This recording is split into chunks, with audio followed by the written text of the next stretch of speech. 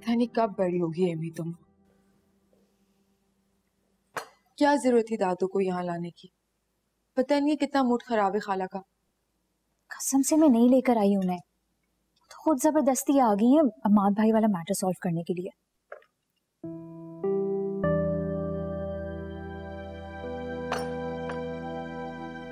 पता नहीं मुंतहा ने क्या बातें डाली है अम्माद के दिमाग में। हर बात पे शक करते हैं मुझ पे। शक तो तब हो ना जब तुम्हारा और उनका लव मैरिज वाला सीन हो। धक्कम स्टार्ट तो ये शादी हुई थी। शायद ये बातें उनके दिमाग से नहीं निकलती हैं कि मैं रोहिल से प्यार करती थी।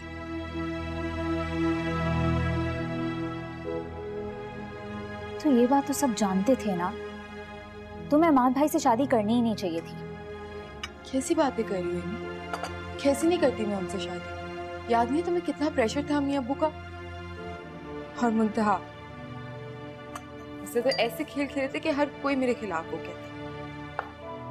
चाह के भी इनकार नहीं कर पाई। तुम ना अम्माद भाई को समझाओ, उन्हें बोलो ये बेवकूफों वाली हरकतें करना ना छोड़ दें। कम ऑन यार तुम। अच्छा बस कर जाओ, कोई फर्क नहीं पड़ता कि वो मुझसे नाराज हो या हमारे बीच तो कोई मियां बीवी वाला ताल्लुक ही नहीं।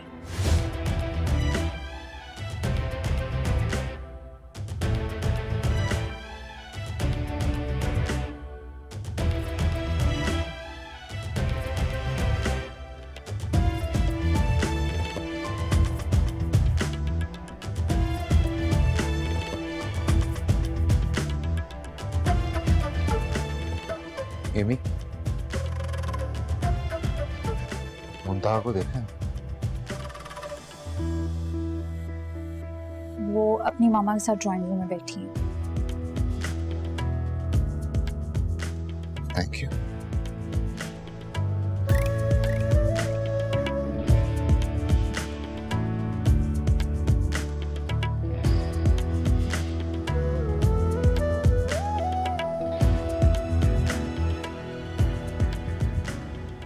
पता नहीं क्या अम्मी बैठे बिठाए ना आपके अंदर ही अंदर माँ की मोहब्बत का जज्बा एकदम फूटने ही लग गया है।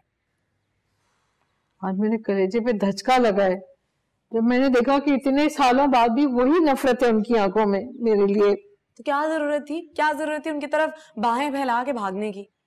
मैं तो उन लोगों को लिफ्ट ही नहीं कराती, उन लोगों को पूछती तक नहीं हूँ। जब मैं तुम्हारी उम्र की थी ना तो ऐसी ही लापरवाह बातें करती थी। अब जाके जिंदगी की हकीकतों का पता चला है। सब छोड़ें, पता नहीं आज बैठे बिठाए कहाँ से रोहेल को मेरी चूड़ियां याद आ गई। अरे रोहेल बेटा आओ, खड़े क्यों हो? अंदर आ जाओ। अपना मोबाइल दीजिएगा जरा। मेरा मोबाइल? खैरियत? नहीं, वो मुंतहा बता रही थी कि आपका जो मोबाइल है खराब हो गया, तो मैं किसी को भेज के सही करवा देता हूँ। वो तो मैंने ड्राइवर को दे दिया। वो मैंने कहा आप कहाँ ख्वार होते फिरेंगे, उसको ठीक करवाते हुए। हाँ वो तो दे दिया था। हाँ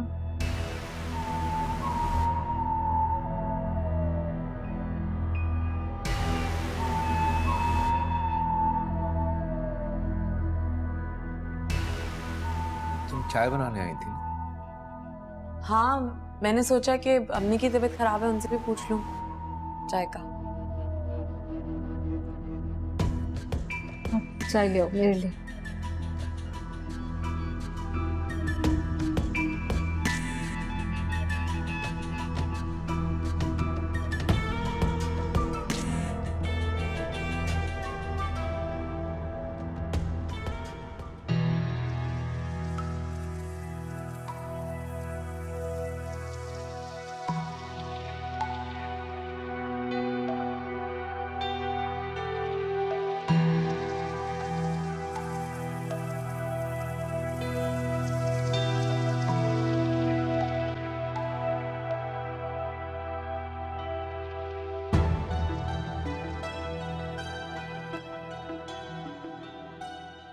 आपने सोचा भी कैसे कि मैं अपनी बेटी को जहन्नुम में दोबारा भेजूंगी? देखो इफ़ा, बच्चियों के घर इस तरह से नहीं बसा करते। अगर ऐसा होता तो हम आनिया को अपने घर कभी का बिठा चुके होते। तुम बात को समझने की कोशिश तो करो। अम्मा, क्या समझो? आप देख रही, आप समझ रही मेरी बेटी की हालत? क्या इसकी हालत इस काबिल है कि ये सुबह दोपहर शाम शामिर की कड़वी कसैली बातें सहे? मैं और जलील शामिर को समझाएंगे, तुम बेफिक्र। अच्छा, ठीक कह रही हूँ। अगर उन्हें समझना होता ना तो अपनी औलाद का सुन के ही समझ चुके हो। तुम रोजा को उसके ससुराल जाने तो दो, तुम देखना इंशाल्लाह सब कुछ ठीक हो जाएगा। नहीं दादू, अब मैं वाकई उस घर में वापस नहीं जा सकती।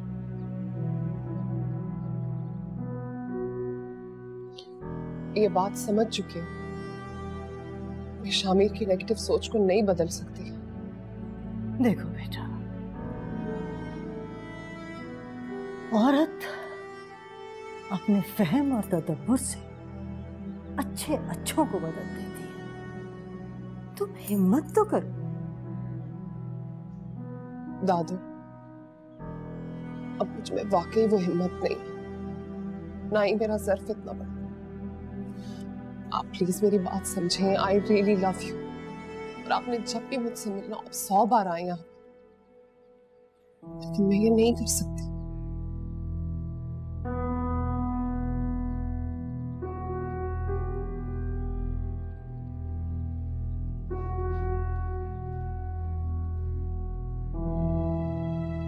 सुन लिया?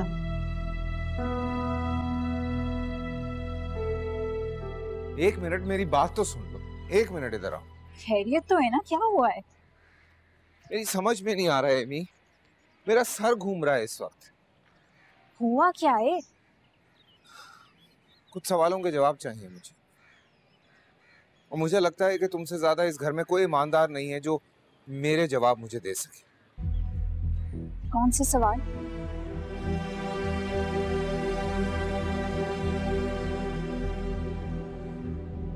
आनिया और इमाद के बीच में क्या था?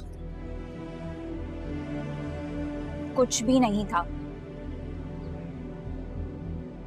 मुंतहा ने अपने कानों से सुना था कि इमाद मोहब्बत करता है आनिया से।